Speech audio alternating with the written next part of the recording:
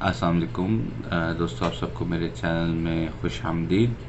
दोस्तों, अभी तक हम डिस्कस कर चुके हैं कि होम्योपैथिक ही क्यों यूज़ की जाए, वाई होम्योपैथिक। फिर हमने डिस्कस किया कि कार्डियक अटैक या हार्ट अटैक जिसे हम बोलते हैं कि वो क्यों होता है, किस लिए होता है, उसके साइन एंड सिम्टम्स क्या होते हैं और उसके लिए कौन सी रेमेडीज़ यूज़ कर सकते हैं। उसके बाद हम लोगों ने डिस्कस किया हाई ब्लड प्रेशर यानी कि हाइपरटेंशन, जिसमें हमने डिस्कस किया functionality of the heart, high blood pressure क्यों होता है, उसके रीज़न्स क्या हैं उसके बिहाइंड, और उसके साइन एंड सिम्टम्स क्या हैं। फिर उसके लिए क्या रेमेडीज़ हैं या क्या प्रिकॉशंस हैं जो हम ले सकते हैं नॉर्मल ब्लड प्रेशर को करने के लिए। हमने उसकी रेंजेस को डिस्कस किया, एनाटॉमी ऑफ द हार्ट हमने डिस्कस की। तो ये सब कुछ अभी तक हम डिस्कस कर चुके हैं, तो इसी को लेके आगे चलेंगे। और आज हमारा टॉपिक है लो ब्लड प्रेशर। दोस्तों, जैसे कि हाई ब्लड प्रेशर को हाइपरटेंशन बोलते हैं, इसी तरह से लो ब्लड प्रेशर को हाइपोटेंशन बोलते हैं। आज हम डिस्कस करेंगे कि लो ब्लड प्रेशर होता क्या है, क्यों होता है, इसकी साइंस एंड सिम्टम्स क्या हैं, फिर इसकी रेमेडीज़ क्या हैं कि हम इसको कैसे क्योर कर सकते हैं।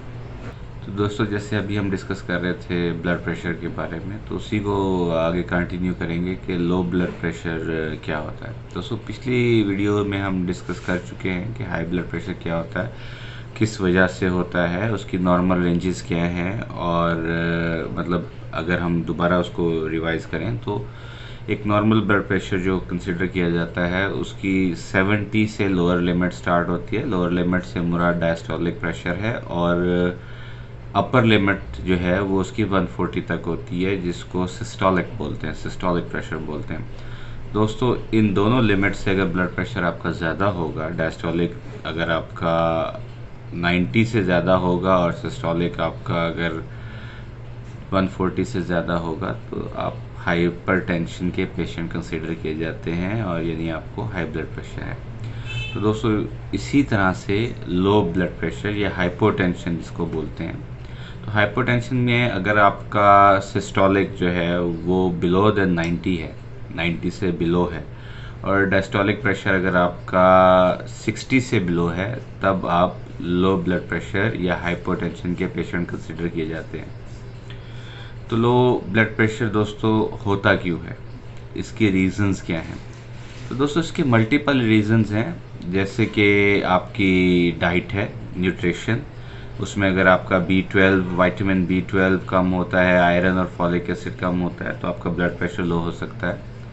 इसी तरह से आपका अगर आपको कोई इंजरी है या ब्लड लॉस होता है किसी इंजरी की वजह से या हेमरेज की वजह से, आपके जिस्म में ब्लड की कमी हो जाती है, तो दोस्तों आप लो ब्लड प्रेशर का शिकार हो सकते हैं, आपको लो ब्लड प्रेशर हो सकता है। इसके अलावा है दोस्तों डिहाइड्रेशन। डिहाइड्रेशन से मुराद ये है कि आपके जिस्म से पानी का एक्सेसिव क्वांटिटी में ड्रेन हो जाना। इसकी बहुत सारी वजूहात हो सकती हैं। आपको एक्सेसिव स्वेटिंग की वजह से डिहाइड्रेशन हो सकती है, यानी पसीने का ज़्यादा आना। आपको डायरिया हो सकता है, डायरिया की वजह से भी डिहाइड्रेशन होती है। वोमिटिंग की वजह से भी डिहाइड्रेशन होती है। और एक और रीज़न दोस्तों जो लो ब्लड प्रेशर का बाइस बन सकता है, वो है आपकी मेडिकेशन। दोस्तों, समटाइम्स आप हार्ट की डिजीज़ के लिए मेडिकेशंस ले रहे होते हैं, दिल की बीमारी के लिए मेडिसिन ले रहे होते हैं, हाई ब्लड प्रेशर की मेडिसिन ले रहे होते हैं, जिनका काम ही यही होता है कि आपके ब्लड को नॉर्मलाइज करना, उसकी सर्कुलेशन, उसके प्रेशर को लो करना। तो सम सर्टेन मेडिसिन की वजह से भी आपको लो ब्लड प्रेशर हो सकता है। इसके अलावा दोस्तों, एक और जो रीज़न कंसिडर की जाती है लो ब्लड प्रेशर की रीज़न हो सकती है, वो है आपकी एलर्जीज़। आपको एलर्जिक रिएक्शन भी आपका बीपी लो कर सकता है, आपकी सडन मूवमेंट भी आपका बीपी लो कर सकती है। तो दोस्तों, पिछली 2 वीडियोस में हम लोग डिस्कस कर चुके हैं कि हार्ट के क्या फंक्शंस हैं, उसके बाद उसके एनाटॉमी क्या है, हार्ट की एनाटॉमी क्या है। तो दोस्तों, हार्ट के बेसिकली 2 नोड्स होते हैं, जिसको SA नोड्स बोलते हैं और AV नोड्स बोलते हैं। इनका काम ये होता है कि जो आपके आर्टरियम्स होते हैं उनको कॉन्ट्रैक्ट करना और उसके बाद वेंट्रिकल्स को कॉन्ट्रैक्ट करना, जिसकी वजह से आपका ब्लड आपके जिस्म में पंप होता है, उसकी तरसील मुमकिन होती है आपके ब्लड की जिस्म के अंदर। तो दोस्तों जो ऐसे नोड्स होते हैं वो एक कार्डिक इम्पल्स जनरेट करते हैं, जिसका मेन फंक्शन जो है एट्रियम्स को, राइट एट्रियम्स और लेफ्ट एट्रियम्स को कॉन्ट्रैक्ट करना होता है, जिसकी वजह से ब्लड पंप होता है वेंट्रिकल्स में।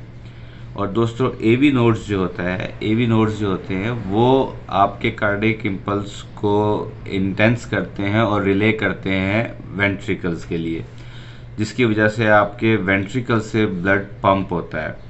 इसका डिटेल मैकेनिज़्म हम लास्ट वीडियोस में डिस्कस कर चुके हैं। अगर आपको रेफरेंस चाहिए हो तो आप नीचे दिए गए लिंक पे जाके मेरी पुरानी वीडियोस से और रेफरेंस आप देख सकते हैं। तो दोस्तों अभी तक तो हमने बात कर ली कि क्या कॉजेज़ हैं, लो ब्लड प्रेशर क्यों होता है। तो अब हम डिस्कस करेंगे कि इसके साइन एंड सिम्टम्स क्या हैं। तो दोस्तों सबसे पहले तो लो ब्लड प्रेशर में आपका सर भारी भारी सा महसूस होता है, आपको चक्कर आते हैं, डिजीनेस फील होती है, आपको मतली सी फील होती है, वोमिटिंग फील होती है।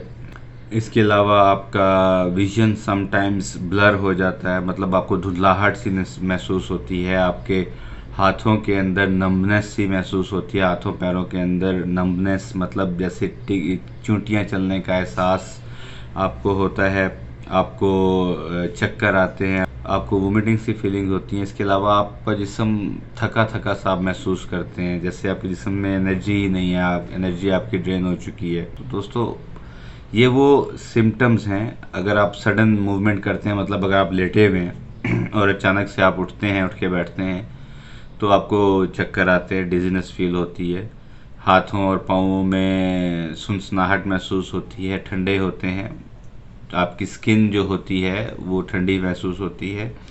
तो ये सिम्टम्स सारी दोस्तों लो ब्लड प्रेशर्स की हैं। तो दोस्तों अब हम डिस्कस करेंगे वो कौन सी मेडिसिन हैं जो आपके लो ब्लड प्रेशर को नॉर्मल करती हैं और आपके जिस्म में ब्लड सर्कुलेशन को फ़ाल बनाती हैं, आपके दिल को ताकत देती हैं, जिसकी वजह से आपकी जो हार्ट कंडक्शंस है वो प्रॉपर होती हैं, आपके वेंट्रिकल्स और एट्रियम्स जो हैं वो स्ट्रांग होते हैं, जिसकी वजह से एक पंपिंग मैकेनिज़्म जो आपके हार्ट का है वो सही रहता है और ब्लड का फ्लो पूरी बॉडी में प्रॉपरली हो पाता है।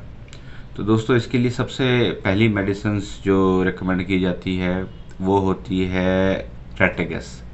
दोस्तों क्रेटेगस बेसिकली हार्ट टॉनिक है। मैं अपनी पिछली वीडियो में भी आपको बता चुका हूँ कि एक प्रिएम्प्टिव मेडिसिन है जो दिल को किसी भी बीमारी से बचाती है, जो आपको हार्ट अटैक से बचा सकती है, आपके दिल को ताकत देती है, स्ट्रॉन्ग करती है मसल्स को, ताकि आपके जिस्म में ब्लड की तरसील नॉर्मल रह सके। तो दूसरी मेडिसिन दोस्तों जो है इसके लिए वो है ल्यूरोसेरोसिस। ल्यूरोसेरोसिस दोस्तों इसका काम होता है जिस्म में ब्लड सर्कुलेशन को बेहतर करना। आपके जिस्म में सर से पाँव तक जो आपके ब्लड की सर्कुलेशन होती है उसको ये बेहतर करती है, जिसकी वजह से आपका ब्लड प्रेशर नॉर्मल रहता है। तो जो तीसरी मेडिसिन दोस्तों रिकमेंड की जाती है वो होती है ओलिएंडर। ओलिएंडर का बेसिक फंक्शन आपके ब्लड के प्रेशर को इंक्रीज़ करना होता है। अगर आप लो ब्लड प्रेशर है आपका तो ये आपके ब्लड प्रेशर को इंक्रीज़ करती है। इसके अलावा दोस्तों क्रेटेगस भी लो ब्लड प्रेशर के पेशेंट्स को दी जाती है। तो दोस्तों अभी जैसे हमने डिस्कस किया, इन तमाम मेडिसिन्स को आप मदर टिंचर में लेंगे और इनको चाहें तो आप 10 से 20 कतरे एक घूंट पानी में खाना से पहले 15 से 20 मिनट खाना खाने से पहले आप इस्तेमाल करें। आपका ब्लड प्रेशर इंशाल्लाह नॉर्मल होगा और बहुत जल्द आप सेहतयाब होंगे। और इसके अलावा दोस्तों एक मेडिसिन, अगर आप कॉम्बिनेशन की बात करें तो एक मेडिसिन है डॉक्टर रिक्विक की R44। R44 दोस्तों वो भी एक अच्छी मेडिसिन है जो आप लो ब्लड प्रेशर के पेशेंट्स को दे सकते हैं, जिसमें आलमोस्ट ये सारी मेडिसिन्स मिली होती हैं। तो दोस्तों इन मेडिसिन को यूज़ करने का सबसे बेहतरीन तरीका ये है कि आप खाना खाने से आधा घंटा पहले 1/4 कप नीम गर्म पानी लें, उसमें 10 से 20 कतरे मेडिसिन के डालें और दिन में 3 मरतबा उसको यूज़ करें। अगर प्रॉब्लम ज़्यादा है, आपका ब्लड प्रेशर ज़्यादा लो है, एक्यूट है, तो आप ये डोजेज जो हैं आप हर 1 घंटे बाद या 2 घंटे बाद रिपीट भी कर सकते हैं। तो तो दोस्तों यहाँ हमारा ये टॉपिक ख़त्म होता है। नेक्स्ट टॉपिक लेके इंशाल्लाह अगली वीडियो में आपके सामने हाजिर होंगे। तब तक अपना ख्याल रखिएगा। अल्लाह हाफिज़।